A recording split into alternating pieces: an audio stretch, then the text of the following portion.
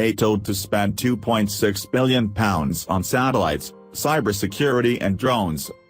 The investment comes at a time of heightened tensions between NATO and Russia. NATO has announced plans to spend €3 (£2.6 billion) on upgrading its satellite and computer technology over the next 3 years, a senior official has said. As the alliance adapts to new types of warfare, it hoped the technology will deter hackers, as the North Atlantic Treaty Organization, NATO, acknowledges conflicts are increasingly fought out online rather than in the air, on land or at sea. The plans include a €1.7 billion (£1.5 billion) investment in satellite communications to better support troops and ships deployed across the alliance, as well as aiding the use of drones, a senior official at the NATO Communications and Information Agency said. Around €800 meters, £690 million, spent on computer systems that help command air and missile defenses. However, some of the funding is still subject to approval by the individual NATO governments. It was not immediately clear if NATO allies would fund a new military communications satellite to be launched into space or if an increase in broadband capacity could be gained from existing US and other allied satellites.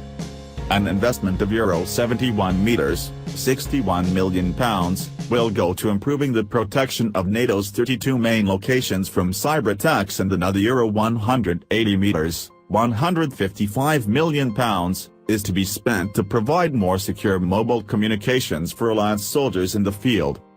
It comes at a time of heightened tensions between NATO and Russia. The Kremlin has been accused of sponsoring attacks on NATO networks before major summits.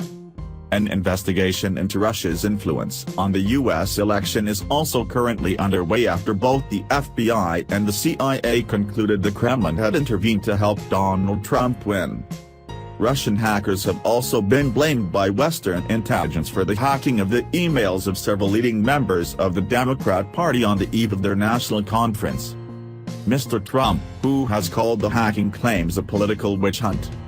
NATO will present its needs in detail at a conference in Ottawa in April and will then begin launching the bidding process.